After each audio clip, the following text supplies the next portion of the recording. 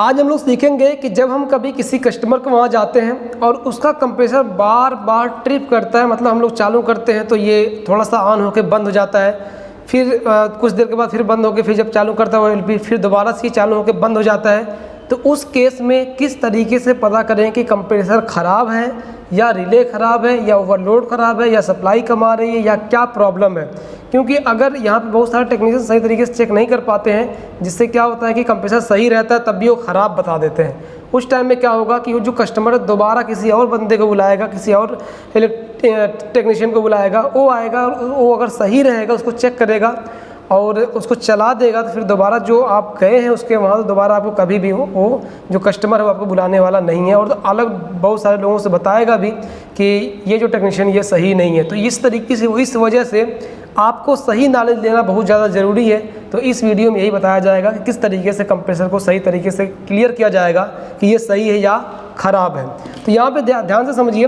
देखिए ये हमारे पास देखिए 2 वायर है, ठीक है ना। सबसे पहला आपको काम क्या करना होता है कि यहाँ पे चेक, अगर कभी ये ट्रिप कर रहा है, मतलब कंप्रेसर बार बार ट्रिप हो रहा है, तो सबसे पहले आपको ये चेक करना होता है कि यहाँ पे वोल्टेज कितना आ रहा है। सप्लाई, देखिए ट्रिप करने का सबसे बड़ा रीज़न क्या है, सप्लाई भी है। तो सप्लाई अगर कम आएगी ना, 220 वोल्टेज या 200 से कम वोल्टेज आएगा, तब भी कंप्रेसर आपका बार बार ट्रिप होगा। तो इसके इसमें आपको करना क्या है ना, इसको आपको मीटर लेना है और यहाँ पे AC वोल्ट पे सेट कर देना है। उसके बाद क्या करना है, तो यहाँ पे हमने ये जो हमारा मीटर है इसको वोल्टेज पे सेट कर दिया AC वोल्ट पे, और उसके बाद हम यहाँ पे अब ये जो पॉइंट हम यहाँ पे चेक करेंगे। थोड़ा सा ऊपर उठाइए इसको। यहाँ पे देखिए हम यहाँ पे सप्लाई चेक करेंगे, तो हम क्या करेंगे, दोनों प्रोब को सीधा इसमें डाल देंगे 220 वोल्टेज में। अब यहाँ पे क्या करेंगे, हमारी स्विच अभी ऑफ है तो इसको हम चालू कर देते हैं। ये चालू हो गया। अब यहाँ पे आप वोल्टेज को देख सकते हैं, वोल्टेज कितना आ रहा है, 242 वोल्ट, मतलब ठीक है। अगर 250 से ओवर होता है तो हम कम करवाएंगे, लेकिन ये हमारा वोल्टेज एकदम परफेक्ट है, कोई भी इसमें दिक्कत नहीं है। तो वोल्टेज पूरा भरपूर है। उसके बाद अगर कंप्रेसर ट्रिप करता है तो अब तो वोल्टेज की प्रॉब्लम है नहीं, तब या तो ये रिले या ओवरलोड या कंप्रेसर ख़राब हो चुका है। तो कैसे क्लियर करेंगे, तो उस टाइम में आप एक काम क्या करिए, रिले ओवरलोड को चेक कर लिया करिए। चलिए चेक कर लेते हैं। कंटिन्यूटी पे लगा के इसको आपको क्या करेंगे, कंटिन्यूटी पे सेट कर देंगे। यहाँ पे कंटिन्यूटी पे मीटर को सेट कर देंगे। उसके बाद फिर यहाँ पे चेक करेंगे। ये पूरा दिखाइए, ये देखिए ओवरलोड बता रहा है, ठीक है। रिले को चेक कर लेते हैं। तो रिले पे इस दोनों होल में डाला जाता है, इसको दोनों बता दिए तो ठीक है, बता रहा है ना। तो इसका मतलब ये है कि ये जो हमारा ओवरलोड और रिले ये दोनों सही है। अब उसके बाद भी अगर नहीं चलता है तो हमें कुछ नहीं करना है, सिंपल से इसको डायरेक्ट स्टार्ट करना है। कंप्रेसर को डायरेक्ट स्टार्ट करना है। डायरेक्ट स्टार्ट करने पर अगर ये चल जाता है और उसके बाद जो एम्पियर इसका है, अगर फ्रिज है तो फ्रिज का बॉडी पे जितना एम्पियर लिखा है, वैसे भी फ्रिज जो हमारी होती है वो फ्रिज 1 एम्पियर से कम ही लेती है, 0.6 एम्पियर, 0.5 एम्पियर इस तरीके से लेती है। तो 1 एम्पियर से कम अगर ले रहा है, अगर फ्रिज है, तो वहाँ पे ये हमारा कंप्रेसर सही माना जाएगा, और उससे ज़्यादा ले रहा है तब वो कंप्रेसर हमारा ख़राब माना जाएगा। अब यहाँ पे एक चीज़ और आपको समझा दें कि यहाँ पे देखिए कभी कभार ऐसा होता है ना कि जो रनिंग वाला पॉइंट होता है वहाँ पे मीटर स्टार्टिंग बताता है और स्टार्टिंग वाले को रनिंग बताता है। कहने का मतलब ये है, जब कॉमन पे रख के हम दोनों को चेक करते हैं ना, तो कॉमन पे रख के जब इन रनिंग और स्टार्टिंग को चेक करते हैं, नहीं इधर करिए, थोड़ा सा इधर करिए, ये दोनों एंगल दिखना चाहिए। तो जब हम रनिंग देखिए, तो जब हम कभी यहाँ पे कॉमन पे रख के रनिंग और स्टार्टिंग को चेक करते हैं तो यहाँ पे जिस पे कम होता है उस पर रनिंग बता, मतलब वो रनिंग होता है, और जिस पे ज़्यादा बताता है मान वो स्टार्टिंग होता है। लेकिन कभी कभार रनिंग वाले पे जो ज़्यादा बता देता है और स्टार्टिंग वाले पे कम बता देता है। तो इसका मतलब ये नहीं कि जिस पे ज़्यादा बता दिया है वो हमेशा स्टार्टिंग ही होगा, नहीं, कभी कभार उल्टा भी हो जाता है इसके डाटा की वजह से।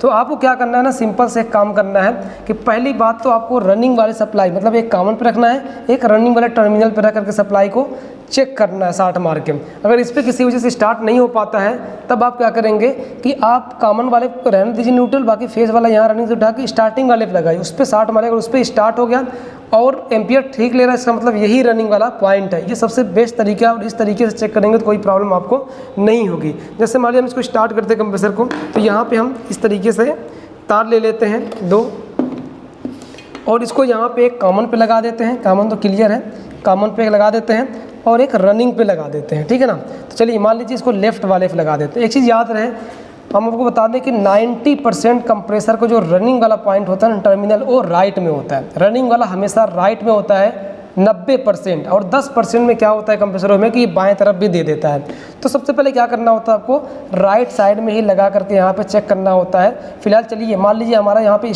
स्टार्टिंग पे एक बार चला के आपको दिखाते हैं। देखिए अभी ये चलेगा नहीं, तो हम क्या करते हैं, इस वाले पॉइंट पे देते हैं, एक वाले पॉइंट पे पहले, और यहाँ पे क्या करेंगे हम लोग, उससे आपको 60 मारना रनिंग वाले पे ही, लेकिन बस समझाने के लिए स्टार्टिंग वाले पे कर रहे हैं क्योंकि आपको पता नहीं है कि रनिंग कौन स्टार्टिंग कौन। तो एक बार हम इस पर लगा के चालू करेंगे और चालू करने के बाद 60 मारेंगे। उसके बाद अगर ये स्टार्ट हो जाता है और एम्पियर भी ठीक रहता है तो मतलब यही रनिंग है। तो हम क्या करेंगे, यहाँ पे फ़िलहाल एम्पियर पे सेट कर लेंगे और एक तार हम क्या करेंगे यहाँ पे लगा देंगे। अब ये एम्पियर भी थोड़ा सा दिखाइएगा इन्हें, और इसको मीटर को इस तरीके से हम रख लेते हैं।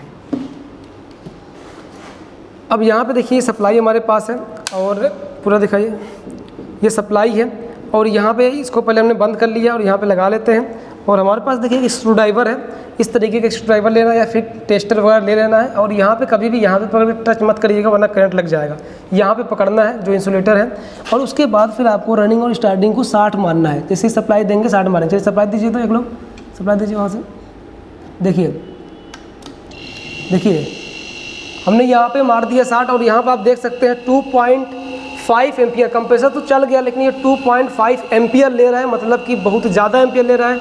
अगर OLP रहती तो इतने में ये कट कर देता, मतलब कि अगर इसी तरीके से चलाते रहते कंप्रेसर भी जल जाएगा। तो फिर हम क्या करेंगे, एम्पियर बहुत ज़्यादा ले रहा है, इसको बंद करेंगे।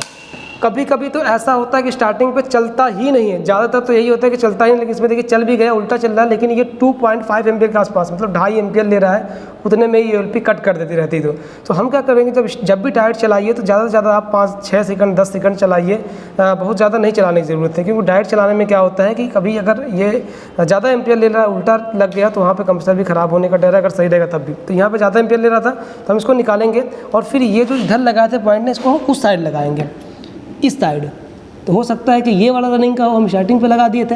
अब यहाँ पे लगाने के बाद फिर यही सप्लाई हम लोग यहाँ पे डालेंगे और उसको चालू करेंगे फिर से। तो चलिए यहाँ पे इसको लगा लेते हैं, और अब यहाँ पे इसको 60 मार के चालू करेंगे। तो चलिए अब वहाँ पे देखिए, यहाँ पे बहुत सावधानी से करना होता है, कभी कभार 60 भी हो जाता है, तो बचा के न्यूट्रल फेस हटेगा, दिक्कत हो जाएगी। चलिए स्टार्ट करिए। देखिए यहाँ पे हमने 60 मारा, रनिंग और स्टार्टिंग को आपस में 60 मारे जब, तो यहाँ पे देखिए स्टार्ट हो चुका। और ये एम्पियर आप देख सकते हैं, 0.7 या 8 एम्पियर ये ले रहा है। मतलब कि ये है कि वहाँ पे दूसरे टर्मिनल जब हमने सब इसको स्टार्ट किया तो वहाँ पे 2 एम्पियर से ज़्यादा ले रहा था, 2.5 एम्पियर, और यहाँ पे 0.8 एम्पियर ले रहा है, जबकि इसके फ्रिज पे लिखा था 1.2 एम्पियर, और ये डीप फ्रीजर का हमारा कंप्रेसर है। तो इस तरीके से आप वो क्लियर जब करेंगे ना तो कोई भी प्रॉब्लम नहीं होगी। बहुत सारे स्टूडेंट का हमारे यहाँ कमेंट आता है कि सर कंप्रेसर ज़्यादा एम्पियर ले रहा है, पता नहीं कंप्रेसर ख़राब है कि सप्लाई कम है, ये है वो है, मतलब काफ़ी ज़्यादा कन्फ्यूजन में लोग रहते हैं। तो कन्फ्यूजन में नहीं रहना है। एक चीज़ बता दें कि जो हमारा फ्रिज होता है, उस फ्रिज का अगर कैपेसिटर भी कभी ख़राब हो जाता है तब भी इस कंप्रेसर के स्टार्ट होने पे कोई भी फ़र्क नहीं पड़ता है। तो कैपेसिटर ख़राब रहे या सही रहे तब भी हमारा कंप्रेसर स्टार्ट हो जाता है। लेकिन डीप फ्रीजर में ऐसा नहीं होता। डीप फ्रीजर में अगर कैपेसिटर भी ख़राब होगा तभी हमारी फ्रिज का जो कंप्रेसर ट्रिप मारेगा। तो याद रहे कि एक बार हमें क्या करना है, कॉमन पे सप्लाई दे करके रनिंग वाले पे लगाना है जिससे मीटर रनिंग बता रहा है। उसके बाद इसको 60 मार के स्टार्ट करना है। अगर एम्पियर हमारा ठीक ले रहा है तब तो ठीक है, और अगर एम्पियर ज़्यादा ले रहा है और ट्रिप मार दे रहा है, ट्रिप तो मारेगा नहीं क्योंकि OLP निकली हुई है, एम्पियर बहुत ज़्यादा ले रहा है, तो वहाँ पर हम क्या करेंगे, बंद कर देंगे। उसके बाद क्या करेंगे, कॉमन वाले पे रहने देंगे, बाकी ये वाला पॉइंट रनिंग वाला उठा के स्टार्टिंग वाले पे लगाएंगे, फिर से 60 मारेंगे। उस टाइम में कंप्रेसर स्टार्ट हो जाता है और एम्पियर ठीक ले रहा है, मतलब 1 एम्पियर से कम ले रहा है, जितना बॉडी पे लिखा है फ्रिज के उससे कम ले रहा है, तब ठीक है। और यहाँ पे भी ज़्यादा एम्पियर ले रहा है, मतलब कि रनिंग पे भी ज़्यादा एम्पियर ले रहा है और स्टार्टिंग पे भी ज़्यादा एम्पियर ले रहा है, तो इसका मतलब ये कंप्रेसर हमारा ख़राब हो चुका है, ये जाम हो चुका है, ये चल नहीं पाएगा। और एम्पियर ये भी चेक कर लेना आपको, सप्लाई हमारी 220 वोल्टेज है या नहीं है। तो इस तरीके जब कभी आप कंप्रेसर को चेक करेंगे तो 100% ये क्लियर कर लेंगे कि हमारा कंप्रेसर सही है या ख़राब है। अब यहाँ पे क्या हुआ, डायरेक्ट चलाने पे चल गया फर्स्ट क्लास, यहाँ पे एम्पियर भी ठीक ठाक ले रहा है एकदम। और ये जो हमारे रिले OLP जब लगा रहा है तो वहाँ पे नहीं चल रहा है, तो इसका मतलब हमारा कंप्रेसर 100% सही है कंप्रेसर हमारा।